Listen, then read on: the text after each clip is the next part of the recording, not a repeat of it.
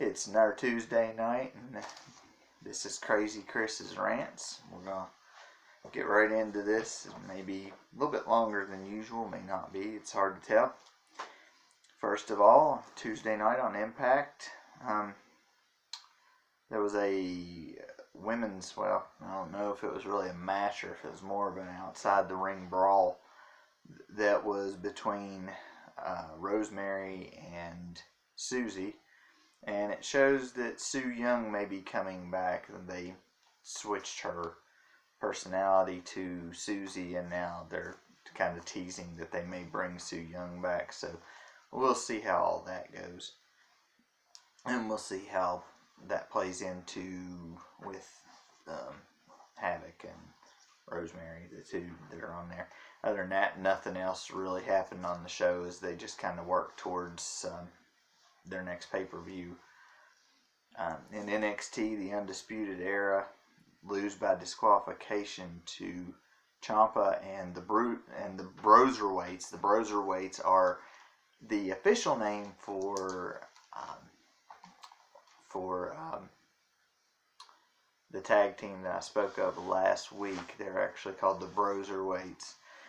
And after the match, the Undisputed Era, that's why they won by disqualification, is because they it was a 4-on-3 beatdown, and the Velveteen Dream comes back, and he returned, and him and Ciampa and the Broserweights stood tall after the match, or after the beatdown, and they were standing tall in the ring while the Undisputed Era was looking on.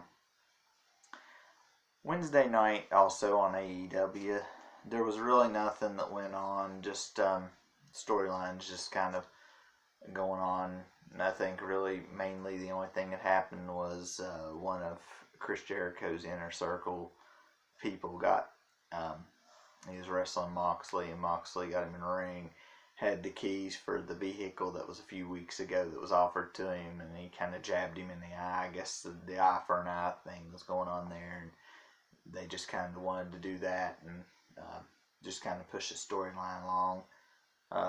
Do want to point out that Cody Rhodes took 10 lashes with a belt from the guy that he's feuding with, which is MJF, and a segment that kind of lasts a little bit longer than it probably needed to, and just a bunch of people coming down to the ring or being at ringside, and it just I know they're trying to build a story and everything, but I'm not real sure that we really needed the segment to emphasize what was going on or anything like that. I'm not real sure what they thought they were going to do with that anyway. But that's, it's building up to the match. So also, in the NBA news, Andre Iguodala headed to Miami. He had been wanting to be traded from Memphis to anywhere, and so he goes to Miami. Memphis didn't really they got a lot of people in the trade, but nobody really, a couple of prospects and draft picks of that nature for, Iguodala, who's kind of an aging NBA player, but he still has, I believe he's still got probably a few good years left in him anyway. So we'll see what happens with him in Miami. He goes over there, and we'll see if he can make them any better. They kind of expect him to make an impact as soon as he gets there, maybe bring some experience to that team. Also, Tom Izzo, who is the Michigan State college basketball coach, who's pretty well known, he was whining the other day about the fans talking trash about his players on social media. And my gripe with this is that if somebody's talking trash about you on social media, I mean, the solution's real simple. Everybody always says it's not real simple. It's real simple. If you don't want to hear the trash talking, if you don't want to deal with the trash talking, don't get on social media or block those people who are trash talking you. That's the easiest response I can get. I mean, it's like if you would. I give the analogy of a hornet's nest that you've knocked down from a tree and it's on the ground and you keep kicking it. Sooner or later, you're probably, if you keep going back and kicking it, you're probably going to get stung by a hornet. It's like when you see, let's say you see poop, like dog poop or something in your yard. Uh, if you play around it long enough, you're going to step in it. And that's just these people, just don't, if people are talking trash about you, either step your game up and make yourself better, or just ignore them. I mean, people run off at the mouth a lot of the time. A lot of people run off at the mouth a lot of the time. And like I told people, best thing to do is just ignore, or just, do better. One or the other. I mean, it's not a hard solution. There was a car crash, I believe a little bit before the Kansas City Super Bowl parade started. There was a car crash. Credit the cops for actually making sure that nobody really got injured in a chase that they had with this individual, and they were able to arrest the individual, and but credit them to the quick response that they had to this individual, and that they were able to stop them before any bystanders were hurt or injured. You never want to see these type of things, but they do happen, and people end up going crazy. So sometimes just end up doing just really crazy stuff, and you never really know why sometimes. So let's see, SmackDown on Friday night, Roman Reigns, he's gonna face Baron Corbin in a steel cage, is what we found out. Hopefully this feud is getting ready to come to an end. It's getting to be a little bit stale with the dog food and the Falls Count Anywhere match. So hopefully this will be towards the end of this feud. It has kind of carried on a little bit too long, and hopefully we're going to end it in this. Goldberg was there also Friday night, and they were asking him who was going to be next, and The Fiend or Bray Wyatt, whichever one you want to call him. He shows up. He starts talking trash, kind of cutting a promo with Goldberg as Goldberg's being interviewed. Goldberg pretty much says he's next, so I'm not real sure if they're going to make a Goldberg versus The Fiend match. It would be kind of interesting to see, but I don't know if they're willing to pull the trigger. And I don't know exactly what they can do or how much they can build. If they do make this match, it will probably not be a WrestleMania match. It'll probably be, I don't know if they would have enough time to build it up to the next pay-per-view. I don't think it would be worth it at WrestleMania, but I don't see any other. I don't see anything else playing out at the moment. So it may be a WrestleMania match, or it may be this next pay-per-view. It's hard to tell. There was a fatal four-way match for the women's number one contendership.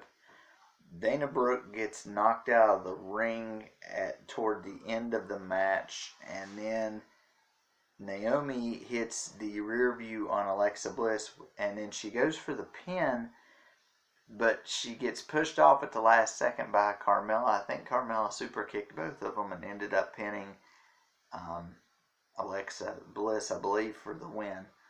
So Carmella is going to be the number one contender. This is actually a weird scenario of who won this match. Carmella will face Bayley for the title. And I'm not saying this is the wrong choice, but they had kind of played Naomi's comeback like Naomi was going to face Bayley. They did a good job at having a fatal four-way of four potential faces for Bayley to face. Bayley is now a heel at the time. So,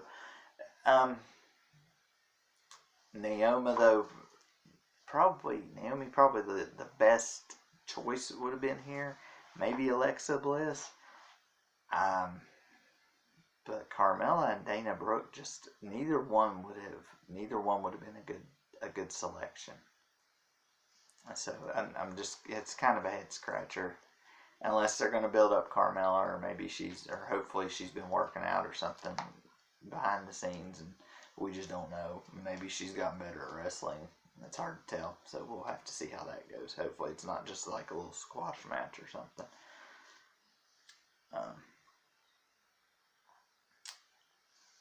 And WVU fans are not going to like this again either. Bob Hertzel has once again opened his mouth in the Register Herald, as he normally does, and has stuck the proverbial foot in his mouth. He was talking about, he doesn't just come right out and say what he's talking about, but he was talking about jet lag from a team. Everybody, every team in any sport faces jet lag. Everybody, it happens. There are teams, because there's always going to be hockey, basketball, baseball. These people play 80-some games, 160-some games, and, they end up going on a plane. You may be in Los Angeles one night, you may be in New York the next. And it's just jet lag, but you have got to come ready to play no matter where you're at, no matter who you are. You have to come ready to play. You cannot use jet lag as an excuse to lose a game. You cannot use it to lose a game. I know there are different teams that do claim, jet lag. We were tired, and we weren't ready. No, the fact was you weren't ready, but you need to do as good as you can. And, he's sitting there and he's like, well, one team, whenever I saw them, was this, one team was that. Well, don't blame the jet lag on if you lose a game. You lost a game against, technically, I'm not even insulting them. You lost a basketball game against Oklahoma. Oklahoma, not really a bad basketball team. Not really. Some of these other teams, not really bad basketball teams, that the WVU has lost to. Some of them are not bad. Like I said, they took one bad loss, but, a lot of them, you lost to opponents that were pretty good teams. And, there's no shame in that. But don't use different stuff as an excuse as to why you lose. Just don't do that. Just say, look, we lost because we lost or we didn't play good. Don't make up excuses. That's all I'm saying. Just don't make up excuses for why you lose. So, in the NFL, Phillip Rivers is going to be a free agent. The Chargers have pretty much parted ways with him. Be interesting to see if anybody picks him up, as he is older now, and I'm surprised he did not retire, or is not thinking of retiring at this point. I would have thought he would have retired.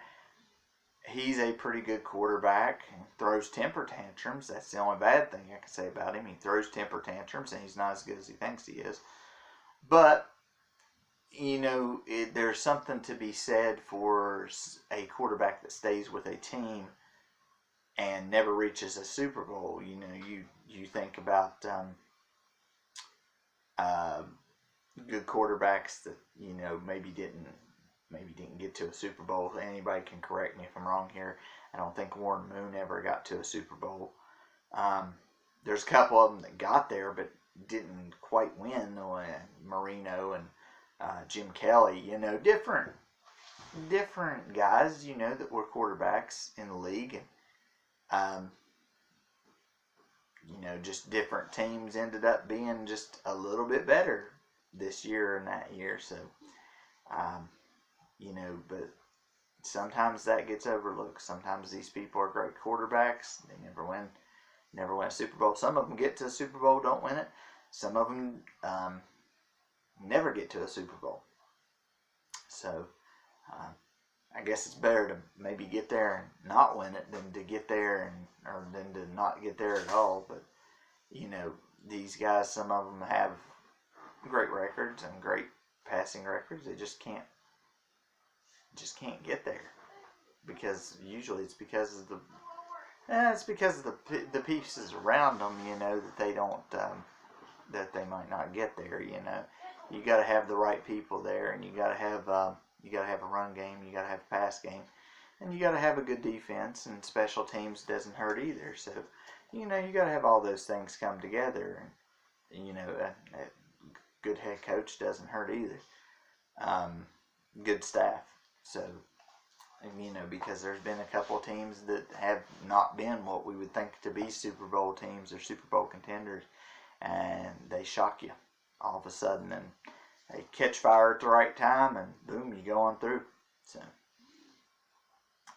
also Brady's going to be a free agent as well, and Patriots are saying that they will pay him $30 million to come back. But they are aware that he is weighing his options to see if he wants to go anywhere else or do anything else. So we'll see how both of those play out as the offseason rolls along. One quick side note, I was asked about the XFL, if I was going to cover it or not. I'm not going to cover the XFL right now. Because last time that the XFL was around, it only lasted for about a year, and I'm not going to try to cover something that lasts a little bit of about a year or so. Now, if they go into a second year, yeah, we might get into some of this stuff with them, and or if it catches a little bit of fire, we might try to do that. But right now, I'm not going on that yet. I think some of the same teams that were there the first time are there again. Watched a little bit of a game the other day. I didn't really see, they say there's different rules and things. I didn't really see too much difference except for the coaches don't have challenges. And only the referees, I think, call for instant replay. So that's kind of different, but the rest of it's kind of. I'm not saying it's bad, but if they repeat what they did years ago when they tried this the first time, they'll fail again, and it won't be good. So hopefully they don't, and hopefully we can cover them next year. But like I said, just not going to put forth the effort of something that may fall short this year. So we'll see what happens on that. On Raw, Becky Lynch defends her title against Asuka. After the match, Lynch gets assaulted by Shayna Baszler from NXT. And a weird angle happens. Baszler spits out her mouthpiece, proceeds to bite Becky Lynch on the back of the neck, comes up with what looks to be blood all in her mouth. I don't think it's actual blood. I think it's staged, maybe packets or something like that. And they had where Lynch was. She looked like she was bleeding on the back of her neck. Even if this is a fake thing, it's a head scratcher. It really is. Are we doing this to get ratings, or why are we going this route? I'm not real sure why they're doing that. I would have been okay with the beatdown, but the biting thing just really just made it so odd and so weird that, it's just one of those things of, it's something I haven't seen for a while in wrestling, and why it was needed here or needed anywhere for that matter is beyond comprehension, and I just don't know what to say about it. I mean, it's just, it didn't really need to be there. It didn't enhance the show or anything. After having a tag match against the Street Profits, Mojo Rawley loses the 24/7 hardcore title to his tag team partner Riddick Moss, who beats him for the 24/7 title after the tag match, after they lost the tag match. Randy Orton comes back out and is talking about what he done to Edge, and Matt Hardy decides to come out to Edge's defense, even though Edge is not there, but he comes out to Edge's defense. They jaw a little bit, they have a scuffle, Orton hits him with the RKO, uses the concerto like he did on Edge. So hits another one that way, that just kind of advances that on forward.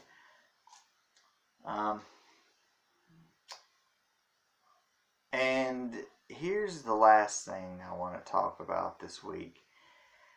It was brought to my attention earlier today, reported also again by the newspaper.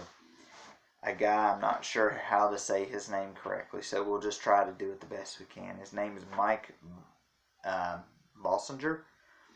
He is suing the Houston Astros, claiming that they ended his career. I couldn't hardly believe this when I read it earlier. This guy is suing the Astros for ending his career. He is suing them. This happened when they were doing the sign stealing back in 2017 that they've already got in trouble for. He's suing them for ending his career. His thought process is that here's the story. He appeared in a relief appearance against the Astros in a game that was already decided. I mean, the score was already I think 12 or 13-7. And, he gave up, a couple runs, a couple walks, and things like a couple hits. And the day after this loss, where he was getting beat already, he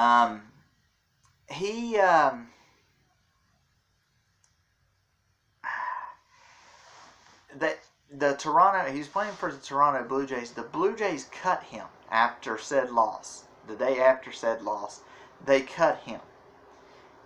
So, and he's never been back in the majors since being cut. He went down to AAA, but he's never been able to get back to the majors.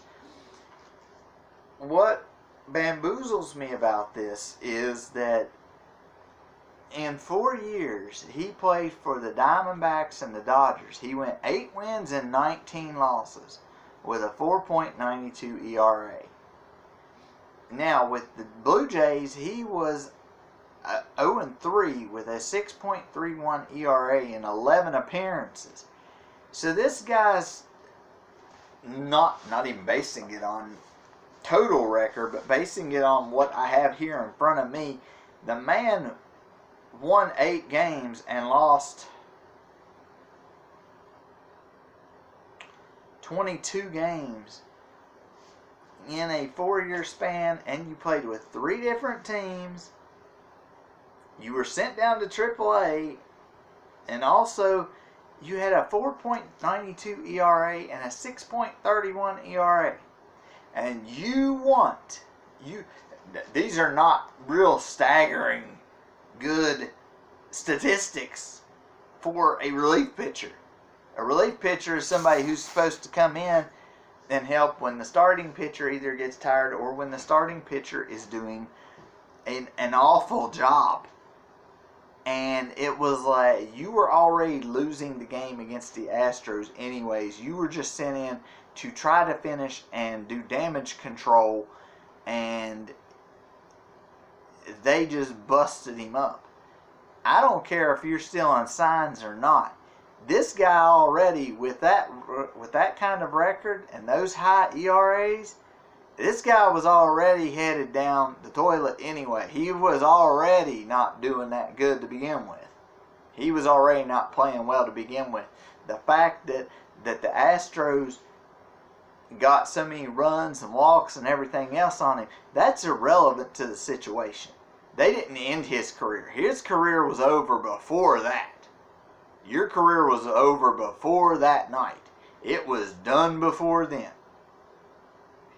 You can make up all the junk that you want. We'll have to see what the court decides, but I'm thinking this is a no-brainer.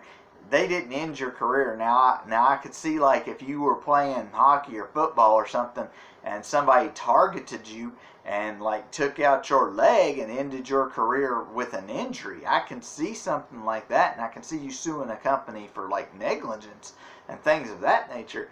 But when you're already doing bad and then you do worse and you get cut and you get sent down and you're trying to blame a team that we would have never heard from this guy had the Astros not got caught on the sign stealing. We'd have never heard from this guy. We'd have never heard who he was. We'd have never heard anything about it. We wouldn't have heard anything. People look for people to be in the spotlight, and then when they're in the spotlight or when they're down, they try to kick them when they're down. And that's what this guy's trying to do. He's trying to kick the Astros while they're down. Yes, sign stealing shouldn't have been done. Shouldn't have been done. I'm not going to dispute that. You should not cheat in sports. You shouldn't. It happens, but it shouldn't. But for you to blame your terrible career that was probably already over by that time on a team because of something like this, that boggles my mind. And what would even more boggle my mind would be if the judge in this case takes his side. That would boggle my mind even more. To me, this is an open and shut case. You don't get the money that you're trying to get from that team because that team didn't end your career. Your career was heading down anyway. You were probably going to get canned here in the next little bit, right after that. Because you just couldn't play baseball. That's the deal. You just couldn't play baseball. And like I said, it'd be a head scratcher if he would actually win in the court. And it may well happen because, well, let's just face it, stuff that's not supposed to happen does happen. So we'll see. But we'll see what happens on that. We'll try to keep an eye on that. I didn't get to do Friday night fisticuffs last Friday night because I was at work a little bit late. Hopefully get to do them this next week. I'm going to try to stream 2 games. I might only be able to do 1. I'm not sure. I'm thinking of doing the Aliens vs. Predator arcade game, which is one of my favorites. And then I also found another beat 'em up that I had heard about, but I had never tried before. It's called Cadillacs and Dinosaurs. Went through it, and I liked it pretty good. It kind of reminded me of Final Fight a little bit. They're both pretty good games. They're both made by Capcom, so that's definitely a thumbs up. Capcom made a lot of good games, but back in the day they made a lot of good beat 'em ups. So you know, we'll see how all that rolls out. But kind of did have the same engine as Final Fight and some of those other ones. But we're going to try to stream, if not both of them, we'll get one of them in. I'm still trying to continue the Final Fantasy 1 playthrough.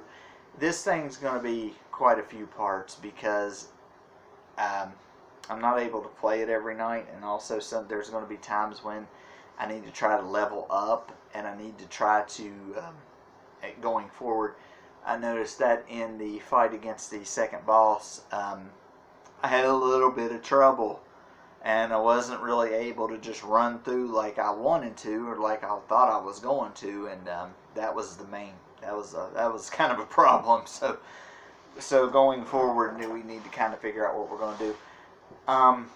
The advanced version does have 4 bonus dungeons that open up when you defeat the 4 fiends. You can go in those and get different items and things that make the game a little bit. It adds structure and kind of different stuff to the game. If you see me go through 3 of the other ones on the playthrough and not a specific one, that specific one has 2 bosses at the end of it that whenever I first played them, I was up to level 99 and had the best armor and everything else in the game, and I was still having trouble with the 2 said bosses, and that's the only way that you can get out of that area is to beat the bosses. And it took me roughly 45 to 47 minutes to kill one of them. The other one, I probably had to face him about 9 or 10 times before I actually got lucky enough to have the fight roll, and it lasted about the same amount of time. It was probably about another half hour to 45 minutes. So it's just one of those things that we may and we may not. I'm not sure. It's not somewhere I absolutely have to go or something I absolutely have to do.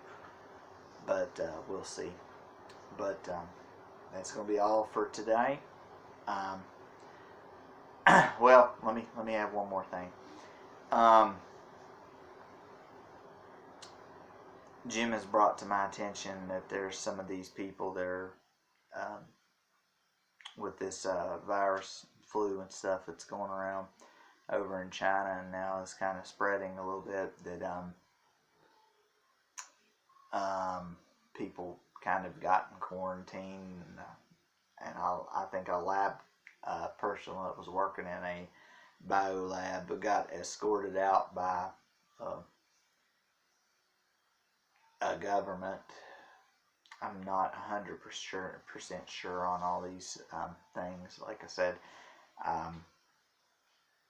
I was trying to read what was sent and what was going on, and it's just